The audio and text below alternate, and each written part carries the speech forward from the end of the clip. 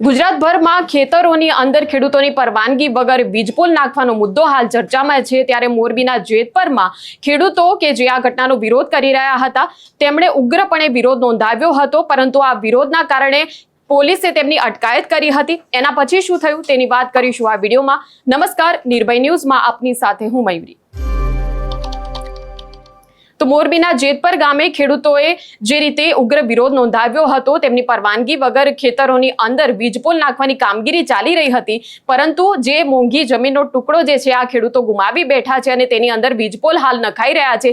તેમની આ જમીન કે જે લેભાગુ આ વીજ કંપનીઓ જે છે જે જોહુકમી અને મનમાની કરી રહી છે ખેડૂતો ઉપર, તેને હવાલે આ જમીન થઈ ગઈ છે અને 1 રૂપિયાનું પણ વળતર જે છે એ હજુ સુધી ખેડૂતોને ચૂકવવામાં આવ્યું નથી। ત્યારે ખેડૂતો જેતપર ગામના મોટી સંખ્યામાં એકઠા થયા હતા અને ઉગ્ર વિરોધ નોંધાવ્યો હતો, પરંતુ આ વિરોધ જ્યારે થઈ રહ્યો હતો પોલીસ ત્યાં આવી પહોંચે છે અને ખેડૂત પરિવારના મહિલા સહિત 2 લોકો પર લાઠીચાર્જ કર્યાનો પણ ખેડૂતોએ આક્ષેપ કર્યો છે અને જે ખેડૂતો વિરોધ કરી રહ્યા હતા તે તમામની અટકાયત કરી લેવામાં આવે છે।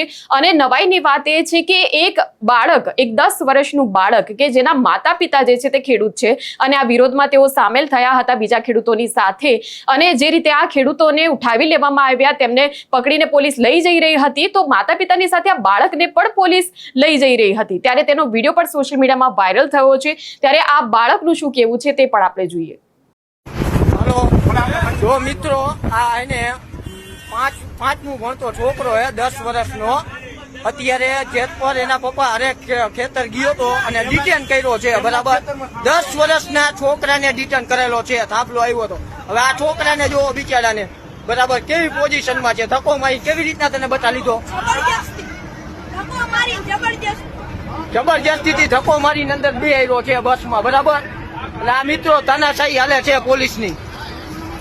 તો જે રીતે વળતર જે છે એ વળતર અંગે યોગ્ય નિર્ણય ના આવે ત્યાં સુધી ખેડૂતોએ એવી માંગ કરી છે કે અમને પહેલા વળતર આપો, પછી જ અમારા જમીનની અંદર તમે વીજપોલ નાખો અને ત્યાં સુધી કામગીરી બંધ રાખો। પરંતુ ખેડૂતોની આ માંગને કોઈ જ મહત્વ આપવામાં નથી આવી રહ્યું। તેમને આ જે માંગણી જે છે તેને લઈને કોઈ સ્થાનિક તંત્ર દ્વારા નિર્ણય લેવામાં નથી આવ્યો। એક તરફ જમીન ગુમાવી બેઠા છે, વળતર નથી મળ્યું અને કામગીરી સતત ચાલુ છે, તો ખેડૂતો કામગીરી અટકાવવા માટે પહોંચ્યા હતા અને ત્યારે પોલીસે જે બર્બરતા આચરી છે ખેડૂતો ઉપર, તેને લઈને અત્યારે ખેડૂતોમાં ભારે રોષ છે અને જે ગ્રામજનો છે તે પણ તેમની સાથે ભેગા થયા હતા। ત્યારે જ્યારે ખેડૂતોની અટકાયત થઈ એના પછીનો જે એક સ્થિતિ જોવા મળી તે ખૂબ જ તંગ બની હતી। ગ્રામજનોનું શું કહેવું છે આ મામલે તે આપણે જોઈ લઈએ। શું નામ તમારું? જુલીબેન। આજે ચક્કાજામ કર્યો છે, શું કારણથી? અમારા ખેડૂતમાં અદાણી કંપનીની વીજ લાઈન પસાર થાય છે, એના પોલ છે અમારા ખેતરમાં નાખવામાં આવી રહ્યા છે અને જે ખેડૂતની માંગણીઓ છે એટલું વળતર આપવામાં આવી રહ્યું નથી, એટલે વિરોધ પ્રદર્શન માટે આ હાઈવે બંધ કરવામાં આવ્યો છે।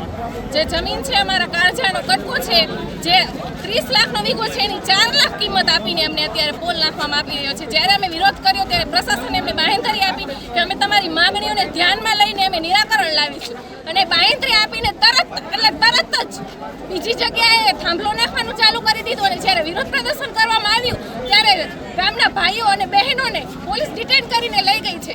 30 થી 35 જણા અત્યારે પોલીસ ચોકીમાં છે અને માર પણ મારવામાં આવ્યો છે, હોસ્પિટલમાં દાખલ છે। 10 વર્ષના બાળકને પણ લઈ જવામાં આવ્યો છે, મહિલાઓને પણ લઈ જવામાં આવી છે। હવે આ ચક્કાજામ ક્યારે હટાવશો? જ્યારે અમારી માંગણીઓ પૂરી થશે ત્યારે। કઈ માંગણીઓ? અમને યોગ્ય વળતર આપો, અમારી પરમિશન વિના અમારા ખેતરમાં પગ ન મૂકો અને અમને પોલીસ પ્રોટેક્શન આપો। કંપનીને પોલીસ પ્રોટેક્શનની જરૂર નથી, અમે આતંકવાદી નથી કે એમને મારશું। આ અમારા બાપ દાદાની જમીન છે, અમારી છે, અમારો વારસો છે, તો અમે અમારા હક માટે લડીશું। અમારા ઘરમાં કોઈ અમારી પરમિશન વિના ન ઘૂસે। શું નામ તમારું? મારું નામ મયુર જાકાસણિયા છે। આજે જેતપર ગામમાં પોલીસ પ્રશાસન અને વીજ કંપનીવાળા બળજબરીપૂર્વક ખેડૂતના ખેતરમાં થાંભલા નાખવાની કોશિશ કરી અને ખેડૂતોને અત્યાચાર કર્યો, ખેડૂતો ઉપર માર માર્યો।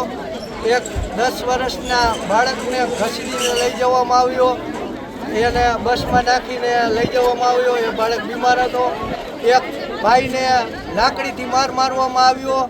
આવા અત્યાચાર કરીને પોલીસ પોતાની મનમાની કરીને અહીંયાથી ખેડૂતોને લઈ ગઈ છે।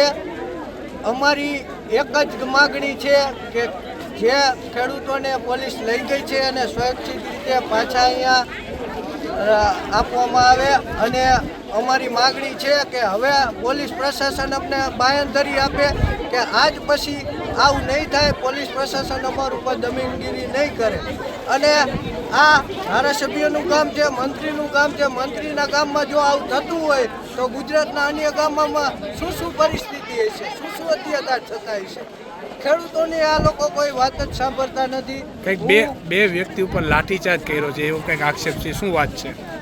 એ વ્યક્તિ ઉપર એને ઘસડીને બળજબરીપૂર્વક લાઠીચાર્જ કરવામાં આવ્યો અને એને દબાણ કરીને અંદર ઉપર લઈ જવામાં આવ્યો, બસમાં નાખવામાં આવ્યો, પણ એ કોઈ કારણથી છૂટી ગયો અને અહીંયા પહોંચી ગયો. એ અત્યારે હોસ્પિટલમાં છે. અમે એક જ માંગણી કરી છે, જે પોલીસે આના ઉપર અત્યાચાર કર્યો છે, આને લાઠીચાર્જ કર્યો છે, એ પોલીસને સસ્પેન્ડ કરવામાં આવે. તાત્કાલિક ધોરણે એસપી સાહેબને વિનંતી કે આના ઉપર કોઈ એક્શન લેવામાં આવે અને એ પોલીસને સસ્પેન્ડ કરવામાં આવે. શું નામ તમારું?